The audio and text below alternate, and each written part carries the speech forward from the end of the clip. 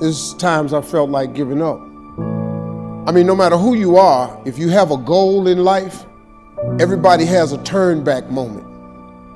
Everybody has a crossroad. If you haven't been at it, it's coming. You can either decide to continue or to quit, to go forward or to go back. You're gonna always have that decision. But what I did was, I made all of my dreams bigger than my fears. So when I felt like quitting, the results would have been devastating to the goal I was trying to attain. See, I was so sick of being poor. My motivation was, I was just exhausted from poverty. I couldn't do this no more. I was sick of living in my car. I've been living in my car for 3 years. I was sick of not having money. I was sick of not having a bathroom, a front door. And see, that's what people do. People quit when it's at their hardest moment. But if it's at your hardest moment, why would you quit? If you're going through hell, why stop there? I mean, think about it. If you're going through hell, why stop there? You in hell. Move, keep going. And I just could not see myself not being successful. And so since I was already at my lowest point, how much lower can I go? I figured if I quit, I'd go lower than that. I didn't need that.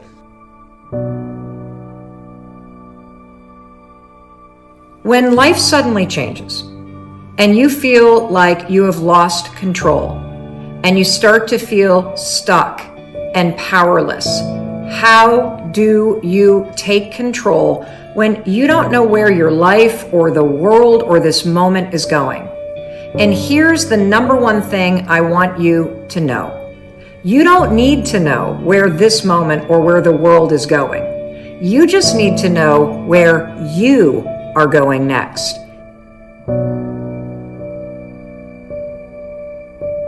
When you have something suddenly happen and your life is fundamentally changed, whether it's a death, or somebody says, I don't love you anymore, or you're fired, or you find yourself with a scary health diagnosis, there is a line in the sand. There is a life before that happened, and then a life after that moment happened.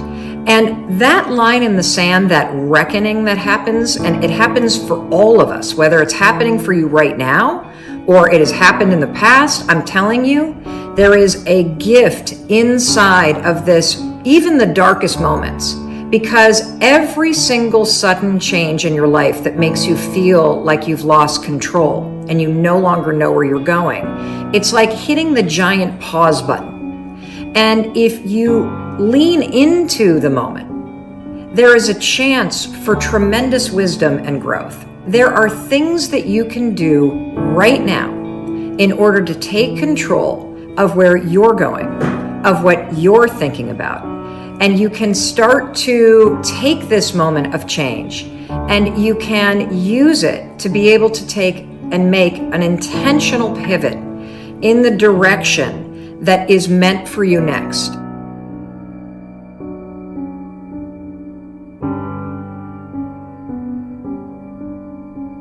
You run around with losers, you will end up a loser. Unconsciously, you will pick up their ways, you'll pick up their habits, you'll pick up, most importantly, their attitude about life. If you're around cynical, negative people all the time, you will become cynical and negative.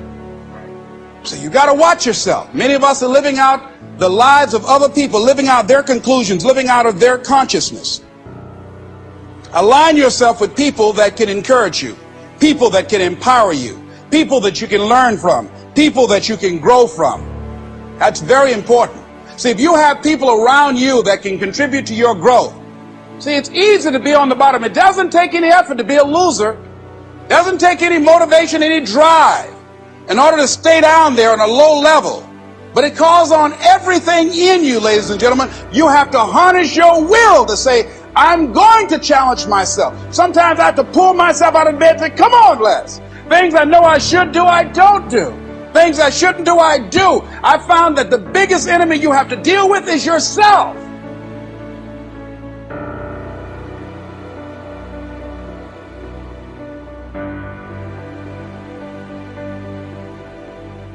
My mother being a Sunday school teacher, teaching me about prayer and God, that was really helpful to me, you know. If you really want to be successful, you gotta have a lot of dog in you. You gotta be mean sometimes, because life ain't fair. Life is hard, man. It is not fair. Like you have happen to you that just, you go, man, why this happened? Because life ain't fair. But life ain't fair to nobody. You just gotta fight through, man. You gotta bite back sometimes. It's like haters. When you get haters, you know, people's opinion of you is none of your business. I have lots of haters. They on the internet all the time. But who are they though? So I don't give them no energy. I give haters no energy. Steve ain't this, he think he this. You don't even know me. So I just keep going through. But then I tell you something too, haters motivate me. Because when they talking about me, that means I'm doing something. If you have no haters, if you don't have any haters, you ain't doing nothing, man.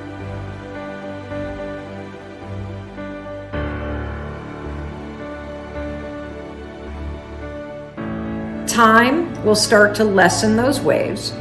You will gather your feet underneath you again, and you will absolutely be stronger and be a better version of yourself based on this incredible challenge that you're facing. And I can say that even though you may be facing in a tough time, because if you think about your life, you've faced extraordinary challenges, and there hasn't been a single one that hasn't made you a better and stronger version of yourself. And this moment will be no different. So I want you to understand that when you get out of the cycle of grief, this is an enormous reckoning, an enormous opportunity for you to hit the pause button and for you to start to ask yourself the question, what do I want my life to look like?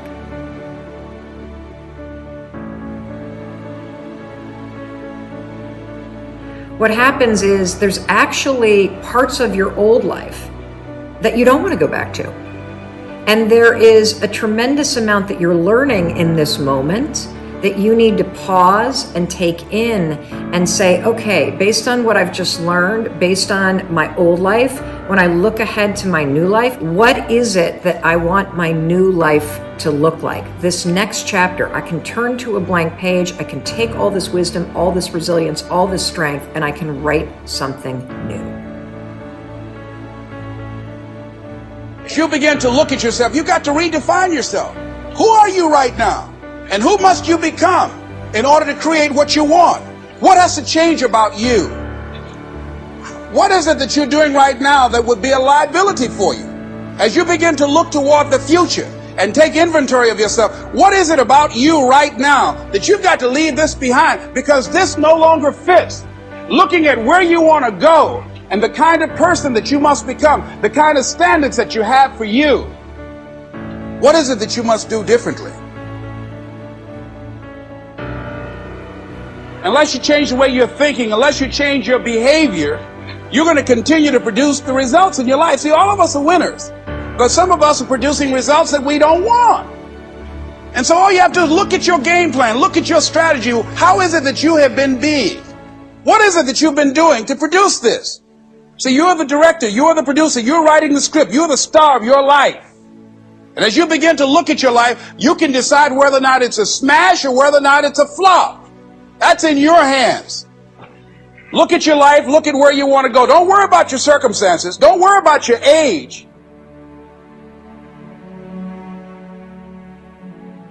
See, it's time now. If you want to make this your decade, you've got to start saying yes to your life. You've got to start saying yes to your dreams. Yes to your unfolding future. Yes to your potential. As opposed to saying no. See, 87% of our self-talk is negative. So you've got to make a conscious, deliberate, determined effort to say yes to your dreams. Why not? Why not me? Don't spend time like most people going through life complaining. If you give up, you know exactly what's going to happen. Nothing. But if you can just manage to wake up tomorrow and just see what tomorrow brings. If it don't bring what you want tomorrow, if you can wake up one more day and see what tomorrow brings, Because here's the one thing about it. The reason God wakes you up in the morning is because he still has something for you.